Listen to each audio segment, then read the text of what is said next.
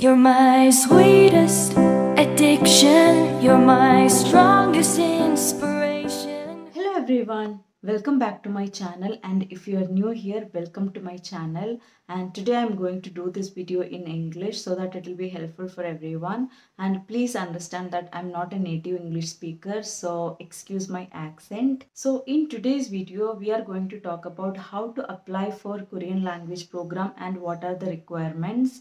If you are someone who wants to stay in Korea for more than 3 months but do not want to do any PhD or master's course but still wants to experience Korean university life, Korean language program is the best option for you. I'll talk my experience, but please understand that the experience could be different from person to person. So first, let me explain what is Korean language program for those who doesn't know. It is a program offered by Korean universities to foreigners who wants to learn Korean language, and it contains 6 levels, and there is a seventh level for advanced learners, but it is not mandatory to take all the levels. It is your choice to complete as many levels you want, okay? But your visa depends on that, so please keep that in mind. I'll talk about visa later in this video. Also, if you have learned Korean from your country, you can take a level test, and according to your score you can choose the level you want. So when I went to Korea, I started with level 3 because I learned Korean language from India. So yeah, that is what it is. So let's begin our real topic, which is how to apply for Korean language program. So the first condition to apply for Korean language program is that you must have 10,000 USD in your bank account. It is around 8 to 9 lakhs of Indian money. And don't worry, this money is for you only. They are just making sure that you can live in Korea for 6 months without any income. So yeah. So these are the topics we are going to discuss going forward. How to choose a university, documents required, how to apply, get the acceptance letter, and payment. First topic is how to choose a university. So when I applied for the Korean language program, this was the most difficult part, like how to choose a university, which university I should go for. So you might know so many reputed universities like SNU, Yonsei, Korea University, but there are so many other universities who offers good Korean language program. So let's look into that, how to find the universities. So I have my laptop with me. I have added few points here which you may consider while choosing a university. First one is reputation, second one is location, third one is semester fee, fourth one is course syllabus, fifth one is accommodation, and sixth one is documents required. You may have so many other points as well. If you have anything, please let me know in the comments. It might be useful for others. So let me introduce this website where they compare most of the universities in Korea who offers Korean language program. Here you can compare the fees, course, syllabus, accommodation, so many things. So yeah, I used this website to compare the universities and choose a final university where I can do my Korean language program. So it will be useful for you as well. Like I'll show you how to use the website. I will leave the link in the description box. You may check it out, before applying for the program. When I was, applying for the course and choosing the university, they had provided the accommodation details, how good the, area, where you can find accommodation, etc., etc. But it's not there now, unfortunately. But you still can check it out. You have a website where you can find almost all the details and compare each and every universities, so it will be really helpful, so check it out for sure. So this is the website where you can compare the universities. Once you are inside the website, click on the compare programs and it will give you a page like this where you can choose the university you want. And once you choose the universities in these columns, they'll provide the details for each university and you can compare accordingly. So you have the program name first and then the university name. After that you have the available levels. As you can see, in the first university you have 7 levels, and in the other university you have only 6 levels. So it depends on the university, and the students per class is like 15 and 16, and I think the middle university is not giving any classes. And program activities is nothing but the activities provided by the university, and you don't have to pay anything separately for that. It is included in your tuition fee. Next, you have class period timing for each semester, and they haven't provided the application period details here, that you can check on the university website. Next, you have fees and accommodation details and other scholarship details, but always check on the university website, not the site provided by this site, for the accurate details. So when you click on the view program, it will take you to the details of the university, and it has some details like application period, about university, and all the other details. But this is the details provided by this site, but make sure that you visit the university website, the original university website details, for the accurate information. So when you click on the view calendar options, it will give you the details of registration opening, deadline, when does the program starts and end, and whether there is morning classes, afternoon classes, etc. Also there are details of fees and what conditions for the scholarship. That's all about the website. You can explore the website on your own and get more details. Also, the university you have in mind is not listed on this website. Just go to the university website and find out the details and compare with the university you have here on this website. Okay, so in my case, this is what I did. I wanted a university who focuses on speaking and who provides dormitory accommodation and comparatively less fee, and also do not want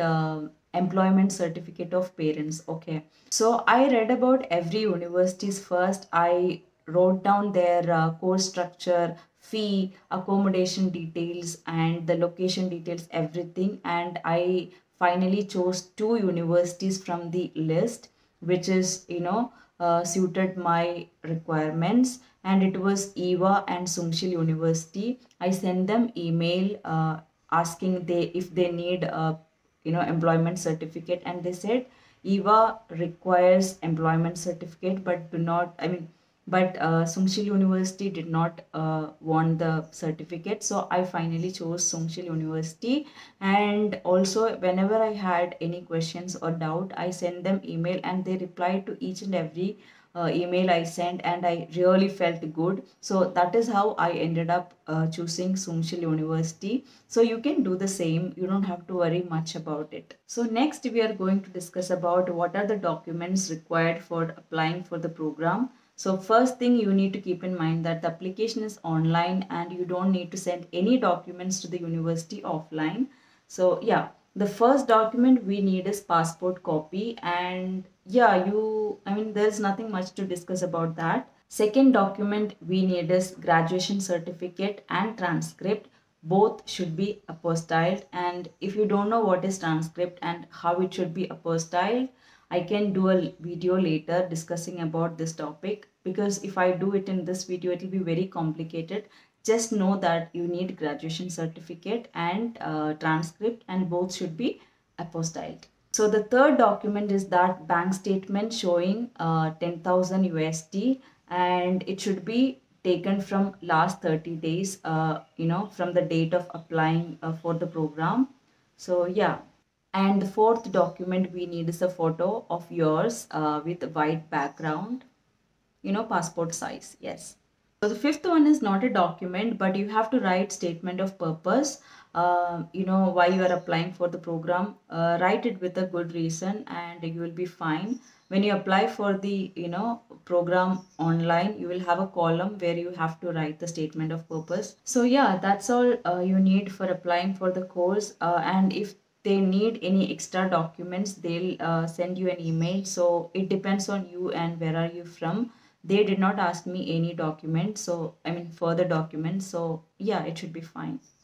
So let me show you how to check these details on Sungshil University website. You must have a login ID. So create that and log into the website. Click on the regular course and you will have all these details. As you can see here, level 1 and 2 is in the morning time and 3 to 6 level is in the afternoon time. So check all these details very carefully. When you come down, you will have all the details of class period and application period. And if you see, the spring semester application period is already over. So if you want to go for the next semester, check out the summer application period details and apply accordingly. Next we have learning goals by level. So if you read this, you can understand in each level what are they teaching, and accordingly you can choose your level if you have already have some skill in Korean language. Next, click on admission and registration option and then choose registration information, and you will have all the application and admission process details here.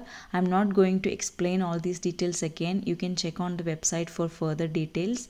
So let's move on. So one thing you need to keep in mind that you have to apply for 2 levels, which is around 6 months, so that you will get D4 visa, which is for Korean language trainees.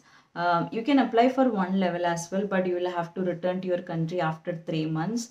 Also, when you apply for 2 levels, you have to apply for you have to pay the full amount for 2 levels first itself. So just keep that in mind.